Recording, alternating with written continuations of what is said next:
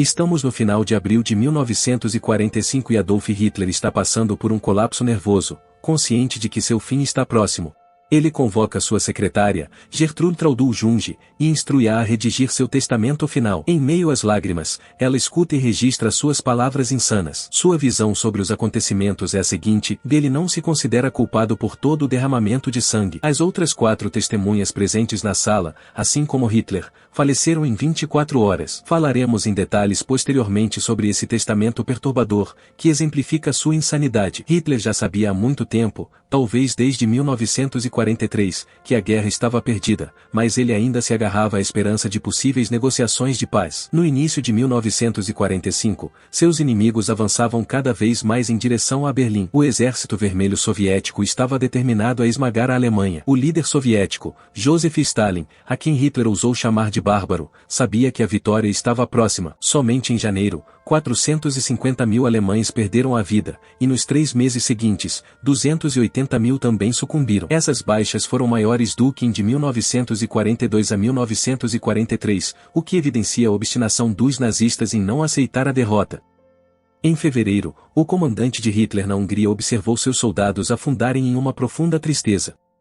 Em seu relatório, ele escreveu: apesar de todas as tensões e dificuldades, não há melhora no moral ou desempenho. A superioridade numérica do inimigo, aliada ao fato de estarmos lutando em solo alemão, tem sido extremamente desmoralizante para nossos homens. Os alemães fugiram de suas casas quando os soviéticos se aproximaram. Uma mulher descreveu: o mundo se tornou um lugar solitário sem família, amigos ou mesmo o conforto de um lar. Em abril, um soldado russo escreveu para sua amada, dizendo: inicialmente, os fascistas lutaram com ferocidade, mas não conseguiram suportar este inferno. Logo tudo chegará ao fim. Em 16 de abril, as forças soviéticas finalmente invadiram Berlim. Os moradores ouviram os tiros ao longe. Algumas pessoas correram para as lojas em busca do que restava de comida. Ruth Andreas Friedrich expressou poeticamente: diante de nós, a cidade se estende infinitamente, negra na escuridão da noite, recolhendo-se como se estivesse se arrastando de volta para a terra. E estamos com medo. Os nazistas continuaram matando implacavelmente. Esvaziaram prisões e executaram aqueles que estavam detidos. Pelotões de fuzilamento alemães mataram dezenas de pessoas consideradas inimigas do regime. Prisioneiros de guerra e detentos de campos de concentração foram alinhados e massacrados. A ordem, dada por Hitler, era continuar, mas Berlim estava condenada, inclusive com a presença de Hitler. A juventude lutava lado a lado com o inimigo. Uma mulher descreveu a cena, mencionando rostos jovens espiando sob enormes capacetes de aço e como era assustador ouvir suas vozes agudas. Ela afirmou que isso ia contra a natureza humana e era um exemplo claro da insanidade da guerra. Pode-se questionar por que tantas pessoas lutaram na Alemanha. O historiador Max Hastings, em seu livro Inferno,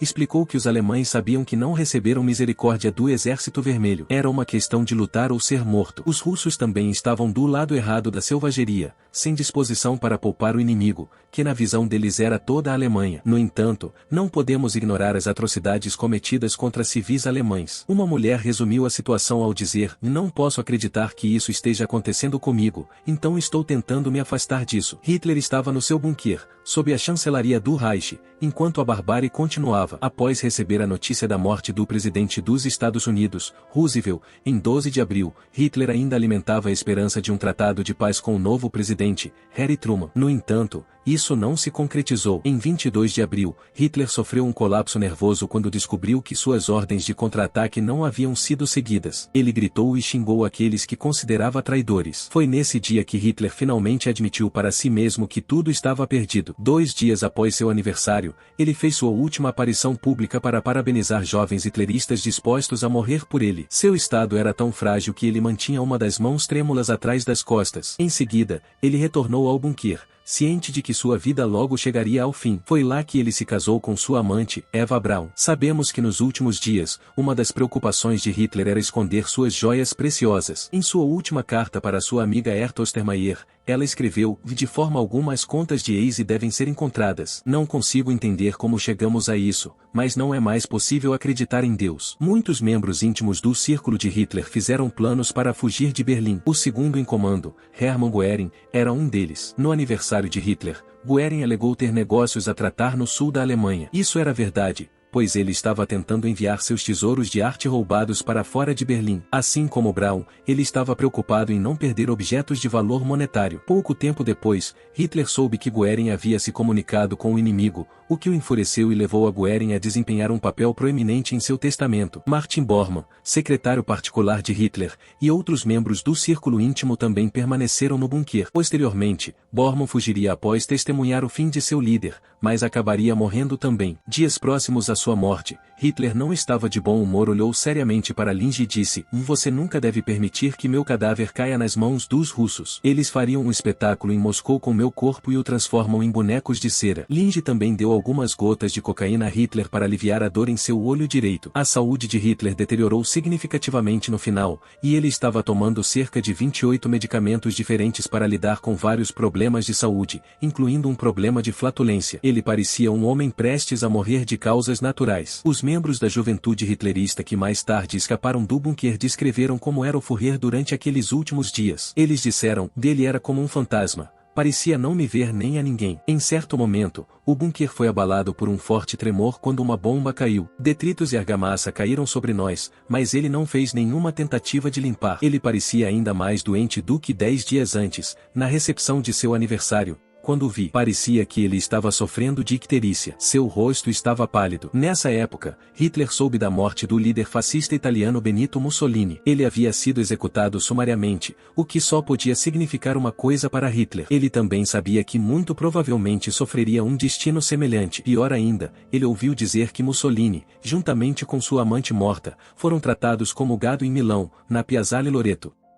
A multidão cuspia nos corpos antes de pendurá-los em ganchos de carne. Hitler também ficou sabendo que o campo de concentração de Dachau havia caído nas mãos dos americanos. Provavelmente ele ouviu sobre as atrocidades que ocorreram lá. Os soldados americanos ficaram tão horrorizados com o que presenciaram que não mostraram misericórdia aos soldados alemães capturados. Talvez nunca se saiba exatamente o que aconteceu naquele dia. Alguns relatórios afirmam que soldados americanos massacraram 520 soldados alemães, enquanto outros relatam que o número era tão baixo quanto 50. Após uma investigação, concluiu-se que, embora tenha havido violação do direito internacional, dadas as condições enfrentadas pelas primeiras tropas de combate, acredita-se que a justiça e a equidade não exigem que a tarefa difícil e talvez impossível de atribuir responsabilidade individual seja empreendida agora. Ao receber a notícia em seu bunker, Hitler provavelmente pensou em uma retribuição violenta, enquanto a imagem do falecido Mussolini e sua amante ainda estava fresca em sua mente. Além disso, à distância, ele sabia que o exército soviético estava destruindo sua cidade. Foi nessa época que Hitler visitou sua secretária,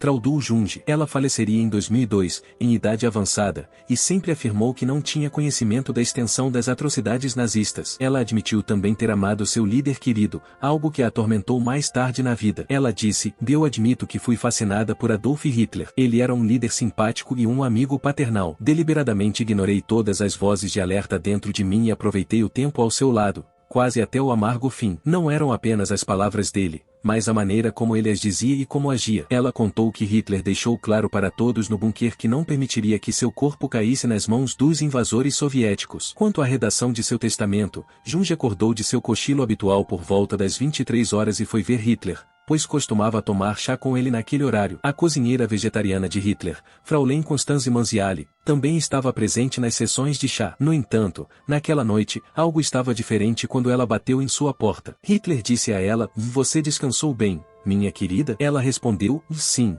dormi um pouco." Hitler disse: "Venha. Quero ditar algo." Uma das coisas que ele disse a ela foi que seu corpo seria cremado. Ele expressou o desejo de que sua coleção de arte fosse destinada a uma galeria na cidade de Linz, que ele considerava sua cidade natal. Quanto aos itens de valor sentimental ou coisas que ele chamou de para a manutenção de uma vida modesta e simples, eles deveriam ser entregues a parentes e a seus leais trabalhadores. Qualquer outro objeto de valor deveria ser destinado ao Partido Nacional Socialista dos Trabalhadores Alemães. Aqui está um trecho de seu testamento, palavra por palavra. "Uma vez que não considerei que assumir a responsabilidade de me casar fosse apropriado durante anos de combate, decidi agora, antes do término da vida nesta terra, unir-me em matrimônio com a mulher que, após muitos anos de verdadeira amizade, voluntariamente se juntou a mim nesta cidade quase sitiada, para compartilhar meu destino. Ela partirá desta vida ao meu lado como minha esposa, conforme o seu próprio desejo." Em seguida, ele se afastou por um momento, falando sobre como havia dedicado sua vida ao serviço de seu país, afirmando afirmando que não tinha intenção de entrar em guerra em 1939. Ele mencionou a razão da guerra, dizendo que ela foi desejada e provocada totalmente por estadistas internacionais de origem judaica ou que trabalhavam em prol do interesse judaico.